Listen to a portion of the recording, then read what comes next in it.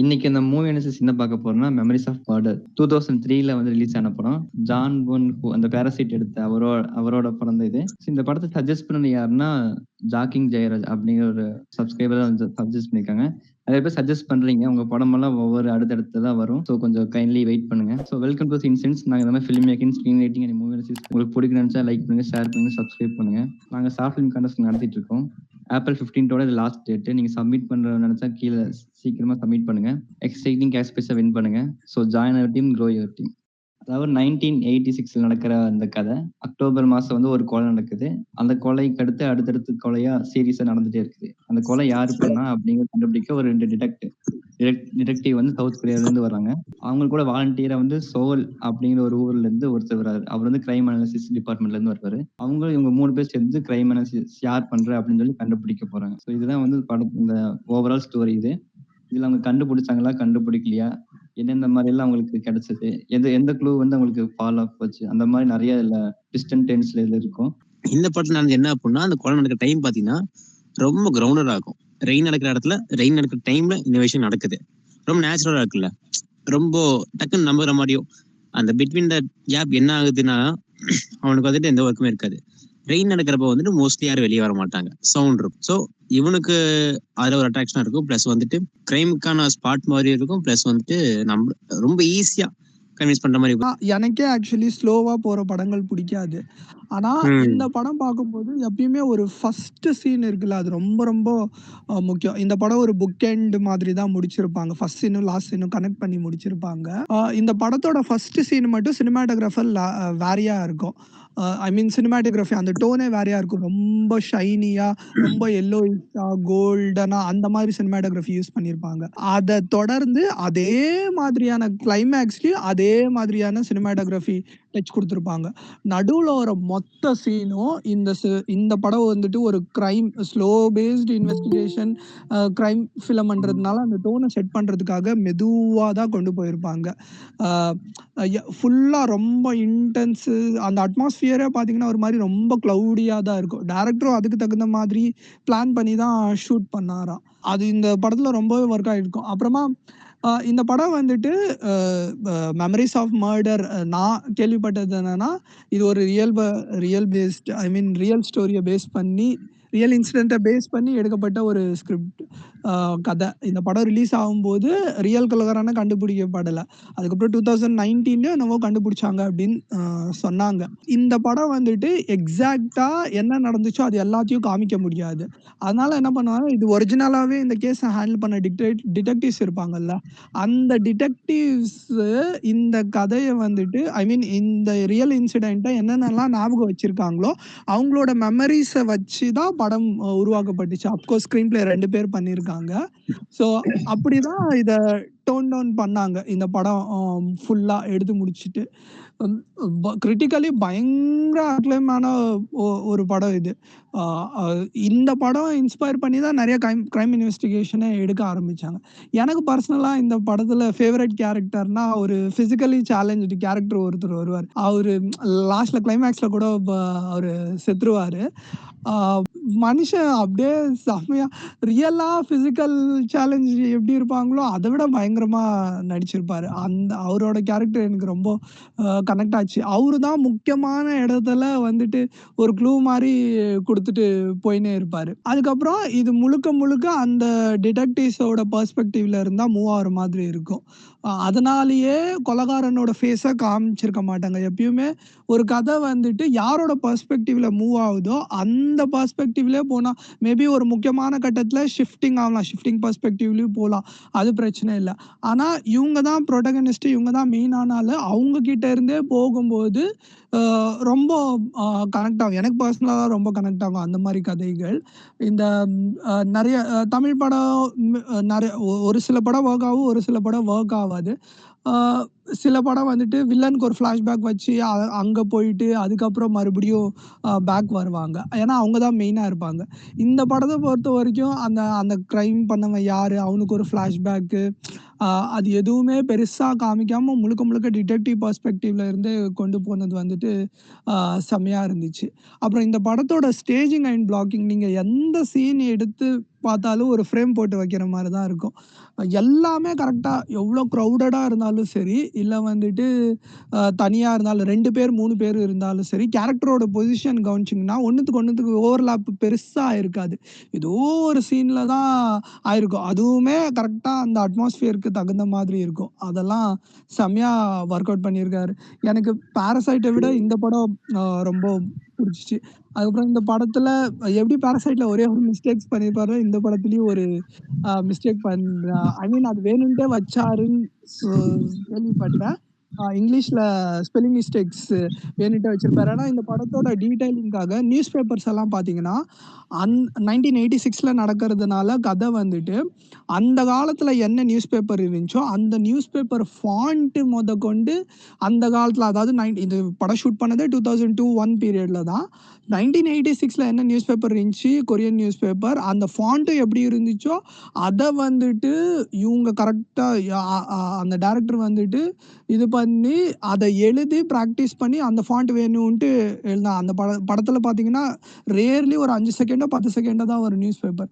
அத மொதற்கொண்டு டீட்டெயிலா வொர்க் பண்றாங்க.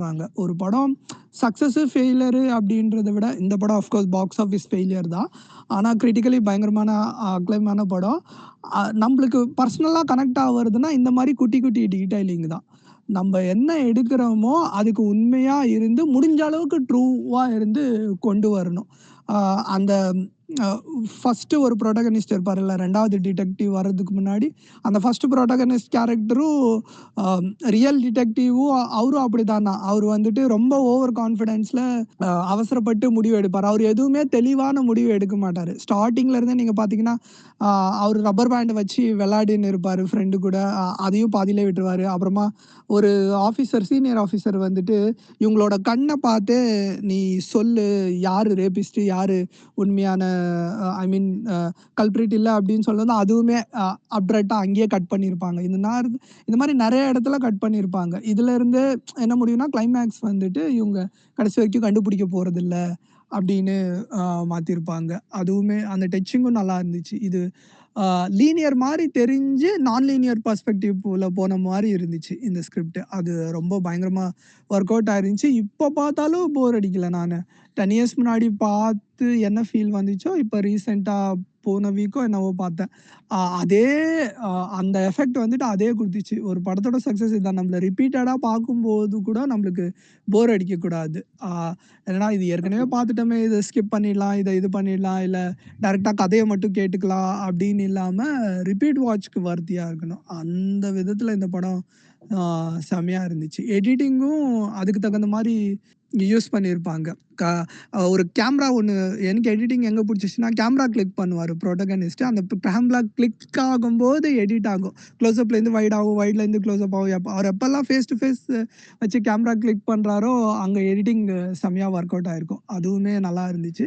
மெயினா இந்த படத்தோட செட் ஒர்க் 1986 பேக்ட்ராப்ல நடக்கிற மாதிரி எவ்வளோ அளவுக்கு உண்மையா பண்ண முடியுமோ அத பண்ணியிருப்பாங்க. அந்த ஒரு விஷயம். அப்புறம் கில்லர காமிக்காம ஸ்க்ரீன் பிளே கொண்டு வந்து அது அப்பவே 2003லயே கொண்டு போன விதம் அதுவுமே ஒரு ஸ்மார்ட் அதுவுமே செமையா பண்ணியிருப்பாங்க.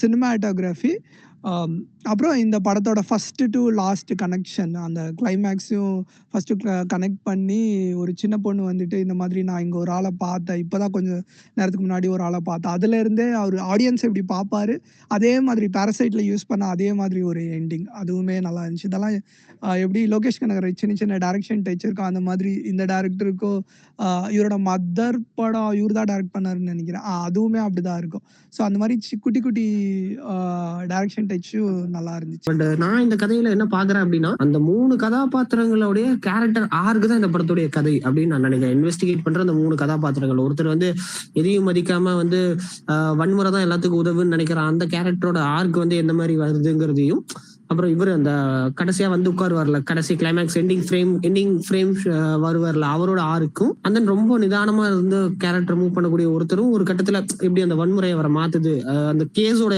விஷயங்கள் எப்படி அவரை மாத்துது அப்படிங்கறதையும் இந்த கதையை ரொம்ப என்ன சொல்றது, ஒரு இதுதான் இவங்க 3 பேர்த்த மையமா வச்சுதான் இந்த கதையோட ஸ்கிரீன் பிளே நகர்ந்திருக்கு அப்படிங்கறது நான் வந்து அப்படிதான் நினைக்கிறேன். ஏன்னா இந்த கதை அங்கதான் முடிஞ்சுது. எனக்கு தெரிஞ்சு அவங்க 3 பேர்த்தோட ஆருக்கு வந்து ப்ராப்பரா ரெஜிஸ்டர் ஆயிருச்சு.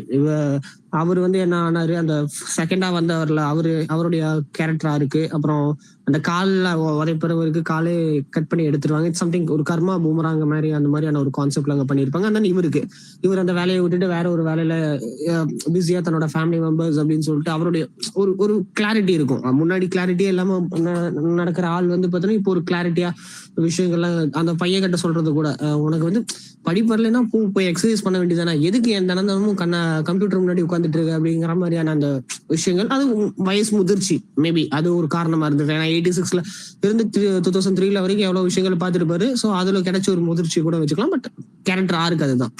சோ அந்த மாதிரி விஷயங்கள் இந்த 3 கதாபாத்திரங்களுடைய ஆருக்கு வந்து அந்த இடத்துல முடிஞ்சிருச்சு.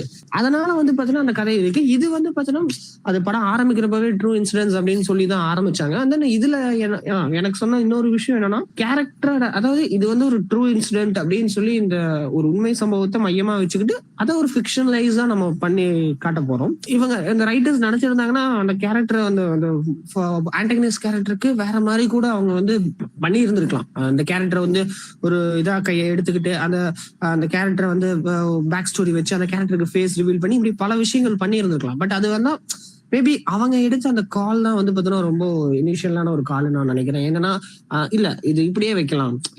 ஏன்னா இந்த மேபி அவங்களுக்கு தெரிஞ்சிருக்கும் இந்த படம் இந்த விஷயத்த பேஸ் பண்ணி தான் இப்படி ஒரு மெமரிஸ் ஆஃப் மர்டர் அப்படிங்கிற ஒரு படம் வரப்போகுது அப்படிங்கிறது தெரிஞ்சிருக்கும். அந்த விஷயம் அவங்களுக்கு தெரியாமலே இருக்கிறங்காட்டியோ தெரியாமலே விட்டுறலாம். இது வந்து எங்களுக்கும் தெரியல அவங்களுக்கும் தெரியல. சோ அப்ப நம்ம ஏன் அதை வச்சு இது பண்ணணும்? அதை வந்து அதுக்கு ஒரு பேக் ஸ்டோரி கிரியேட் பண்ணி அவரு அந்த என்ன சொல்றது, ஒரு சட்டவிரோதமா செய்யற ஒருத்தருக்கு ஒரு முகத்தை கொடுத்து அவனுக்கு ஒரு ஜஸ்டிபிகேஷன் ஏன் கொடுக்கணும்னு அவங்க நினைச்சாங்க அப்படிங்கிறது காரணமா இருக்கலாம். இல்ல கவர்மெண்ட் சைட்ல இருந்து இந்த கேரக்டர் வேணா அப்படி எதுவும் காமிச்சிடாதீங்கன்னு கூட சொல்லி இருந்திருக்கலாம். இல்ல அவங்களே எடுத்த ஒரு வாலண்டியர் டிசிஷன் இருக்கலாம். உண்மை அதுதான். நம்ம ஏன் உண்மைக்கு மாறி ஒண்ணு பண்ணணும்? ஏற்கனவே நிறைய விஷயங்கள் தான் இருக்கு. சோ இதை நம்ம இப்படி கொண்டு போகலாம் அப்படின்னு அதை நான் ரொம்ப என்ஜாய் பண்ணேன். அந்த இந்த படத்துல வர லாஸ்ட் ஷாட், அந்த ஷாட் வந்து எனக்கு அப்படியே கிட்டத்தட்ட அந்த பாபநாசம்லாம் வரக்கூடிய அந்த கமல் சார் கண்ணை சுமிட்டுவாரு, திருஷ்யம்லி கண்ணை சுமிட்டுவாரு, இவர் அதுல சுமிட்ட மாட்டாரு. அது ரொம்ப அழகா இருந்தது. எனக்கு அதுதான் ஞாபகத்துல வந்துட்டு போச்சு. அந்த இந்த கதையில வரக்கூடிய அந்த இன்னொரு விஷயம் என்னன்னா, எனக்கு இந்த கட்டத்துல ரொம்ப பிடிச்சது என்னன்னா, இது என்னமோ சம்திங் இந்தியன் போலீசஸ் பாக்குற மாதிரியே ஒரு ஃபீல் கிடைச்சிது. மேபி சயின்டிபிக்கலாவும் ஹிஸ்டாரிக்கலாவும் கொரியன்ஸுக்கும் இந்தியன்ஸுக்கும் பல கனெக்ஷன்ஸ் இருக்குங்கிற ஒரு கதை நான் கேள்விப்பட்டிருக்கேன். சோ அவங்க ஊர்ல ஏன்னா கொரியன் பிலிம்ஸ் எல்லாம் பாக்குறப்போ நமக்கு வந்து பாத்தீங்கன்னா ஒரு அந்நிய படம் பாக்குற மாதிரியான ஒரு ஃபீலே நமக்கு கிடைக்காது. ஏதோ நம்ம ஊர் படம் பாக்குற மாதிரியான ஒரு ஃபீல் தான் கிடைக்கும் வித்தவுட் சப்டைட்டில்ஸ் மீன் பண்ணல, அது இல்லாம நான் சொல்றேன். சோ அதனாலதான் நம்ம ஊருக்காரங்க நிறைய பேர் அந்த படத்துல இருந்து சுட்டு எடுப்பாங்க. சோ அது ரிலவெண்டா இருக்கும் இல்ல அப்படின்னு சொல்லிட்டு அதெல்லாம் பண்ணுவாங்க. மற்ற படங்கள்லாம் நம்ம அது கொஞ்சம் உட்காந்து ஒர்க் பண்ணணும் அப்படின்னு எல்லாம் நினைப்பாங்க. அது அந்த ஒரு விஷயம் இருக்கு. அந்த இந்த படமும் இல்ல, அப்புறம் இன்னொரு படம் நான் இந்த 2-3 படங்கள்ல நான் கவனிச்சிருக்கிற ஒரு விஷயம் என்னன்னா, இவங்க வந்து இந்த சஸ்பென்ஸ் த்ரில்லர் மாதிரியான அந்த போலீஸ் ஆபீசர்ஸோட டிஸ்கஷன்ஸ் மாதிரியான ஷார்ட்ஸ் எல்லாம் வந்துன்னா, இது ஒன்னும் அமெரிக்கா இல்ல சைக்கோ த்ரில்லர் பார்த்துக்கலாம் இங்க வேலையே கிடையாது அப்படிங்கிற அந்த டிஸ்கஷன் 2-3 படங்கள்ல நான் பார்த்திருக்கேன். இந்த படம் ஒண்ணு, அப்புறம் டேக் ஓகேல ஒரு வீடியோ கொரியன் பிலிம் ஒண்ணு டிஸ்கஸ் பண்ணிருப்பாங்க, தி கேங்ஸ்டர், தி காப், தி டெவில் அப்படின்னு சொல்லிட்டு ஒரு படம். அதுவும் ரொம்ப நல்ல படம் தான். அந்த படத்துலயும் இந்த டைலாக் ஒண்ணு வரும், இது ஒண்ணு அமெரிக்கா கிடையாது, இது சீரியல் கில்லிங்ஸ் பண்றதுக்கான விஷயங்கள் கிடையாது அப்படிங்கிற அந்த ஒரு விஷயத்த வந்து நிறைய படங்கள்ல அவங்க மென்ஷன் பண்ணிட்டே வருவாங்க. மேபி நம்ம அவங்க ஊர்ல அந்த மாதிரி எதுவும் நடக்காததுனால அந்த மாதிரி விஷயங்களை எடுத்துட்டு வர்றப்போ அது வந்து ரிலவெண்டா இருக்கணும்னு நினைச்சு அவங்க அப்படி பண்றாங்க அப்படிங்கறத நான் நினைக்கிறேன். எனக்கு நந்தீஷ் ப்ரோ சொன்ன மாதிரி ஸ்டேஜிங்ஸ் ரொம்ப பிடிச்சிருந்தது இந்த படத்துல. அவங்க பண்ண ஸ்டேஜிங்ஸ் எல்லாம் வந்து பாத்தீங்கன்னா ரொம்ப ரொம்ப ரொம்ப அழகா இருந்தது. அந்த நிறைய கத்துக்கக்கூடிய விஷயங்களாவும் இருந்தது. அது எனக்கு ரொம்ப பிடிச்சிருந்தது இந்த படத்துல. அந்த பெர்ஃபார்மன்ஸ் வைஸா வந்து பாத்தீங்கன்னா எனக்கு எல்லாருக்குமே ரொம்ப பிடிச்சிருந்தது.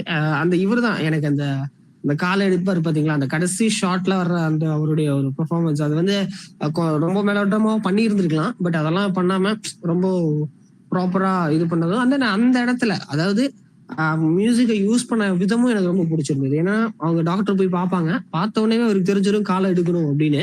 ஆனா அந்த இடத்துல எல்லாம் மியூசிக் போடாம அவர் ஆபரேஷன் தியேட்டர்ல கொண்டு போய் மியூசிக் போடாம அந்த சைன் பண்ற அந்த அவருக்கும் நர்ஸுக்கும் கான்வர்சேஷன் நடக்கும், அந்த பக்கம்லாம் சைன் பண்ணாம அவர் அந்த பேப்பரை வச்சு யோசிக்கிறப்ப அந்த மியூசிக் ஸ்டார்ட் ஆகி அவங்க 2 பேருக்குள்ள நடக்கிற அந்த விஷயங்கள் பத்தியா. ஸோ நம்ம ஆட்கள நம்ம நினைச்சிருந்த நான் வந்து என்னன்னா அந்த இடத்துல ஒரு மியூசிக் இருந்தா நல்லா இருக்குமே அப்படின்னு சொல்லிட்டு அந்த ஆபரேஷன் தியேட்டர் வர்றதுக்கு முன்னாடி வரைக்கும் நான் யோசிச்சேன், ஏன் இந்த இடத்துல பிளாங்கா விட்டுட்டாங்க இவங்க அப்படிங்கிற மாதிரிலாம் நான் யோசிச்சேன். பட் ஆனா அதெல்லாம் தூக்கி சாப்பிடுற மாதிரி அந்த இடத்துல மியூசிக்கை யூஸ் பண்ண விதம் வந்து பாத்தீங்கன்னா ரொம்ப என்ன சொல்றது, ரொம்ப நல்லா இருந்தது அப்படின்னு தான் நான் சொல்லுவேன். Forensic reports. ஸோ இந்த டீம்ஸ் எல்லாம் வந்து பாத்தீங்கன்னா எப்படி இனிஷியேட் ஆயிட்டு இருந்தது அப்படிங்கறது எல்லாத்தையும் வந்து பாத்தீங்கன்னா காமிச்சிருந்திருப்பாங்க. ஏன்னா எப்படியும் கிட்டத்தட்ட நம்மளோட கொஞ்சம் ஃபார் அவேவா தான் இருந்திருப்பாங்க. அமெரிக்கன்ஸ் மாதிரியான விஷயங்கள்லாம் இருக்காது.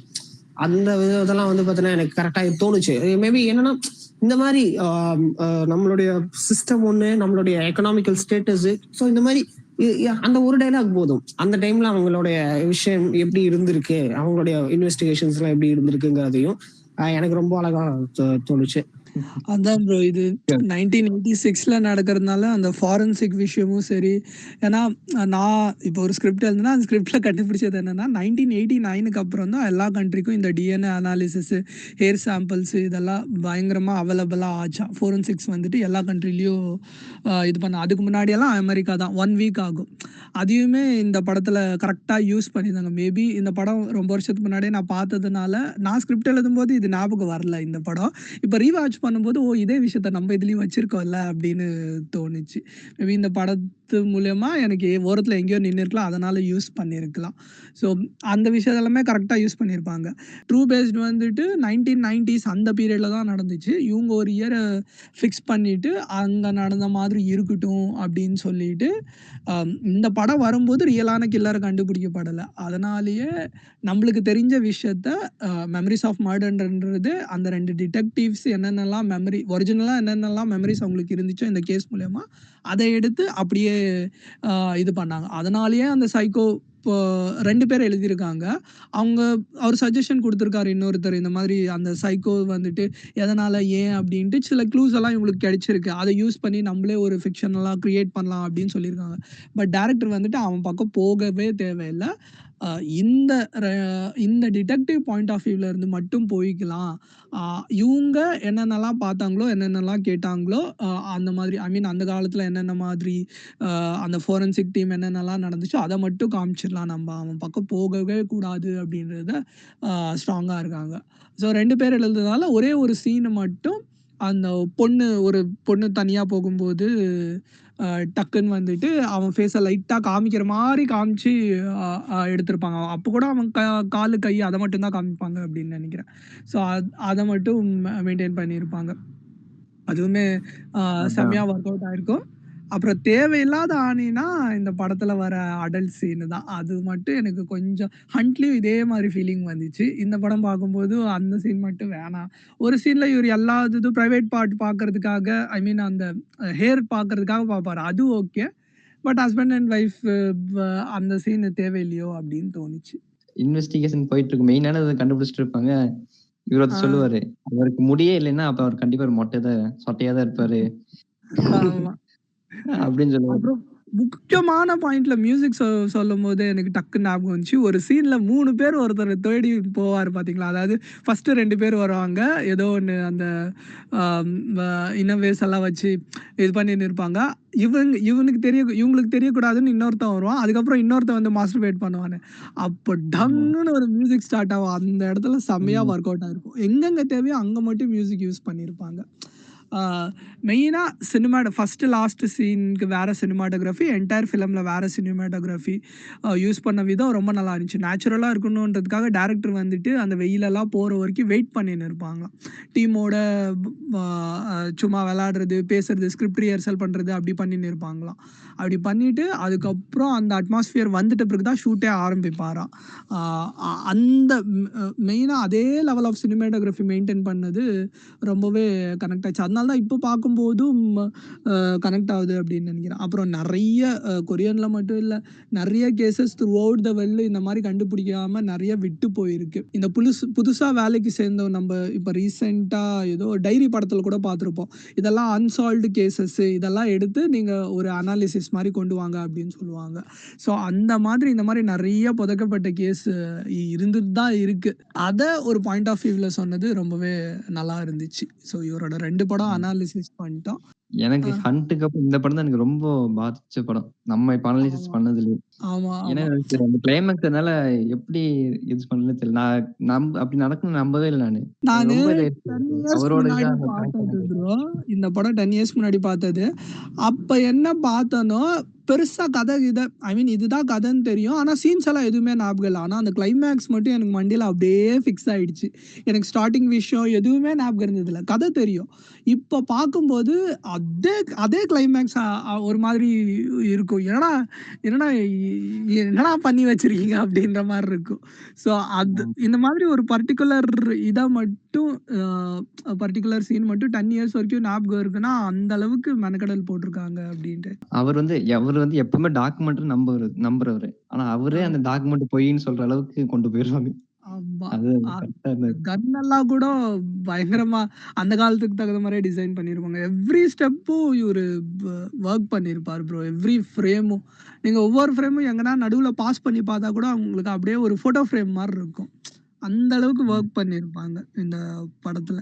ஆமா, நிறைய விஷயத்துல வந்து பேன் ஷாட் யூஸ் பண்ணிருப்பாங்க. நிறைய க்ளோஸ் அப் இருந்தாலும் சரி, ஏதோ ஒன்று கண்டுபிடிச்சிட்டீங்கன்னா அதுக்கு மெதுவா பேன் ஷாட் மாதிரி கொஞ்சம் கொஞ்சமா பக்கத்துலயே போகும். க்ளூஸ் நிறைய எடுத்துட்டே இருப்பாங்க ஒரு கேஸை பத்தி. இந்த இப்போ இன்ஸ்டன்டா வந்து இந்த போர் தொழில கூட வந்து பாத்தீங்கன்னா நிறைய க்ளூஸ் எல்லாம் எடுத்து அதை வச்சு அதை அப்படியே அது ஆடியன்ஸ்க்கு தெரியாத இன்ஃபர்மேஷன் எல்லாம் நிறைய கேதர் பண்ணி சொல்லி அந்த மாதிரிலாம் இது பண்ணிருப்பாங்க. பட் இதெல்லாம் அப்படி இது எதுவுமே இல்லை. ரெய்னி சாங்கு, அந்த ரெட் கலர் கிளாத், அவ்வளவுதான். இதை வச்சுக்கிட்டு இந்த மொத்த கதையுமே வச்சு, அதுவும் படத்துல ஸ்டார்டிங்ல இருந்து வராது. ஸ்டார்டிங்ல வேற ஒரு ட்ராக்ல அந்த கதை போய் அதுக்கப்புறமா தான் இவர் வந்து அனலைஸ் பண்ணி இந்த விஷயத்த எடுக்கிறது அப்படிங்கிற. அப்புறம் அந்த ஹேண்ட் சாஃப்ட் அது ஒண்ணு. ஸோ இந்த மாதிரி மினிமமா க்ளூஸை வச்சு, ஏன்னா ரியல் லைஃப்ல அவ்வளவுதான் இருக்கும். நீ நம்ம சினிமால வந்து எக்ஸாஜரேட் பண்ணி காட்டுவாங்க, இதை இப்படி பண்ணாங்க அப்படி பண்ணாங்க அப்படின்னு சொல்லி. பட் இதெல்லாம் அப்படி இல்லை. அதை ஒரு கேஸ் பயங்கரமா இன்வெஸ்டிகேட் பண்ணி கண்டுபிடிச்சிருப்பாங்க. அதை எடுத்துட்டு வந்து எல்லாம் இது பண்ணுவாங்க சினிமால. ஆர்ட்ஸோல கனெக்ட் ஆகக்கூடிய ஒரு மூமெண்ட்னு பார்த்தா அந்த கடைசி கொலை நடக்கிற அந்த இது. ஸோ அதுக்கு ஒரு லீட் மாதிரி கொடுத்து, அதுக்கு ஒரு அந்த பொண்ணுக்கும் இவருக்குமோ அந்த ரிலேஷன்ஷிப், அது ரொம்ப பெரிய ரிலேஷன்ஷிப்லாம் இல்லை, பட் ஒரு நார்மலான ரிலேஷன்ஷிப்பை கொடுத்து அதை இது பண்ணாது. நான் வந்து என்னன்னா இந்த ஃபர்ஸ்ட் அந்த கடைசியா வருவார்ல, கடைசியா ஃப்ரேம்ல வந்து உட்காருவார்ல, அவரோட ஒய்ஃபை கொண்டுருவான் அப்படின்னு நினைச்சிட்டு நான் நிறைய இடத்துல எக்ஸ்பெக்ட் பண்ணிட்டே வந்தேன். இந்த இடத்துல இவன் செத்துருவான் போல, இவன் வந்து அந்த மாதிரி இதெல்லாம் செத்துருவான் அப்படின்னு நான் நினைச்சிட்டு வந்தேன். பட் அது வந்து நடக்கல. கடைசியா அந்த ரெண்டு பொண்ணுங்க கிராஸ் ஆகிறதுல ஒரு பொண்ணு அவரோட ஒய்ஃப் தானே, இல்லையா? ஆமா, நான் நினைச்சேன் இந்த இப்படி ஒரு கேரக்டர், அதாவது நமக்கு தமிழ் சினிமால பார்த்து பழக்கமாயிருச்சு. இப்படி ஒரு கேரக்டர் வந்தாலே இந்த கேரக்டர் படியாடு மாதிரிதான் இருக்க போகுது. வேற எதுக்கு இந்த கேரக்டர் வரப்போகுது? ஏன்னா மத்த 2 பேருக்கு ரிலேஷன்ஷிப்பை காமிச்சிருக்கவே மாட்டாங்க, இவருக்கு காமிச்சுட்டாங்க. சோ அப்பவே எனக்கு தோணிருச்சு, ஓகே இதுதான் பலியாடு அப்படின்னு நினைச்சிட்டே நான் வந்தேன். அதுக்கு ஏத்த மாதிரி ஒரு சீன் வந்துச்சு. பட் நான் நினைச்ச தாண்டி ஒரு அந்த இடத்துல ஒரு என்னது நான் எக்ஸ்பெக்ட் பண்ணாத ஒரு விஷயத்தை கொடுத்தது வந்து பார்த்தீங்கன்னா ரொம்ப நல்லா இருந்தது. சோ இந்த மாதிரி நம்ம பிளே பண்ணா ரொம்ப நல்லா இருக்கும், பண்றதுக்கு. அந்த இடத்துல மட்டும் பாத்தீங்கன்னு வச்சுங்க, ஃபர்ஸ்ட் எல்லாம் சொல்லுவாங்க ரெயின் வந்தா தான் வந்து கொலை பண்ண போவோம் அப்படின்னு சொல்லி. ஆனா கிளைமேக்ஸ்ல மட்டும் கொலை பண்ணும்போது ரெயின் வராது. அவன் கொலை பண்ணி முடிச்சு ரெயின் வரும். மேபி இப்படி கூட இருந்திருக்கலாம். அவன் கொலை பண்ண, ஏன்னா அவன் கொலை பண்ற ஆரம்பிக்கிறத காட்ட மாட்டாங்க. அவன் அடைச்சு வச்சிருவான். கொலை மழை வந்ததுக்கு அப்புறம் அவன் கொலைய ஆரம்பிச்சிருந்திருக்கலாம். அப்படி அது நம்ம தெரியல, அது எப்படி வேணாலும் பண்ண. ஆனா அதே மாதிரி மத்த எந்த கொலைக்கும் பண்ணாத அளவுக்கான ஒரு ரொம்ப ஹார்ஷ்னஸ் அதுல இருக்கும். அதனால இது இருக்கும். அது அதுவும் வந்து அதெல்லாம் கிட்டத்தட்ட இவன் அதுக்கு முன்னாடி இவனை கடைசியா ஒருத்தனை அரெஸ்ட் பண்ணிருப்பாங்களா, அவனும் கொஞ்சம் மாதிரி மென்டலா டிஸ்டர்ப்டா தான் இருப்பான். ஸோ அதெல்லாம் நமக்கு ஒரு கியூரியஸை கிரியேட் பண்ணி அதை இது பண்றதுக்கான ஒரு வேலையா கூட அது இருந்திருக்கலாம். டைரக்டரா அவருக்கு பயங்கரமான பேரு. படத்துல இது 2வது படம்னு நினைக்கிறேன் டைரக்ஷன் பண்ணது அவரு. கெரியர் சேஞ்சுக்கு இந்த படம் பயங்கர ஹெல்ப்ஃபுல்லா இருந்துச்சு அப்படின்னு சொல்லுவாரு. நீங்க சொன்ன மாதிரி அவர் ஒரு ஸ்கொயர் போட்டு தான் ஒர்க் பண்ணுவார். எல்லா படத்துலயும் அப்படிதான் ஒர்க் பண்ணாங்க. நம்ம பாராசைட் பார்த்தாலும் சரி. இவருது ஸ்னோபியர்ஸ்ன்னு ஒரு படம், பேர் எனக்கு பெருசா தெரியல. இவரு கேப்டன் அமெரிக்கா, அவரு அவெஞ்சர்ஸ்ல வருவாரு இல்ல, அவரு நடிச்சிருப்பாரு. அப்புறம் இந்த படத்துல இவரு பாராசைட்ல நடிச்சிருக்காருன்னு நினைக்கிறேன். இந்த படத்தோட protagonist, one of the protagonist டிடெக்டிவா வருவாரு இல்ல, அவரும் நடிச்சிருப்பாரு ஸ்னோபியர்சர்ன்ட்டு. அந்த படமும் எப்பனா முடிஞ்சா அனலிசிஸ் பண்ணலாம். அதுவும் அப்படிதான். ஒரு ட்ரெயினுக்குள்ளேயே நடக்கிற மாதிரி எடுத்து போயிருப்பாங்க. அது நீங்க இவரோட எல்லா படத்துலயும் இவரோட டச்சுன்னு ஒண்ணு இருக்கும். ஆனா அந்த படத்துல அது இருக்காது. அது பயங்கரமா ஒர்க் அவுட் ஆயிருக்கும். அனலைஸ் பண்ணியிருப்போம். உங்களுக்கு கண்டிப்பா பிடிச்சிருக்கும். Screen play and film making, staging பத்தி நிறைய பேசியிருப்போம். உங்களுக்கு கண்டிப்பா பிடிச்சிருக்கும்னு நினைக்கிறேன். நீங்க இந்த மாதிரி ஏதாவது படத்தை சஜஸ்ட் பண்ணா கீழே சஜஸ்ட் பண்ணுங்க. நீங்க சஜஸ்ட் பண்ற படம் வாரத்துக்கு ஒவ்வொரு டைம் ஒவ்வொன்றா வந்துட்டே இருக்கும். So keep waiting, keep supporting. So உங்களுக்கு இந்த மாதிரி கண்டென்ட் உங்களுக்கு பிடிக்கும்னு நினைச்சா லைக் பண்ணுங்க, ஷேர் பண்ணுங்க, சப்ஸ்கிரைப் பண்ணுங்க. நாங்கள் ஷார்ட் ஃபிலிம் கண்டஸ்ட் நடத்திட்டு இருக்கோம். நீங்கள் அதில் பார்ட்டிசிபேட் பண்ண நினைச்சா கீழே டிஸ்கிரிப்ஷன் லிங்க் இருக்கு, செக் பண்ணி பாருங்க. உங்களுக்கு டவுட்ஸ் அண்ட் கொரிஸ் ஏதாவது இன்ஸ்டாகிராம், வாட்ஸ்அப்ல வந்து டிஎம் பண்ணுங்க. நாங்கள் இதே மாதிரி அடுத்த இன்ஃபர்மேட்டிவான வீடியோவில் வந்து சந்திக்கிறோம்.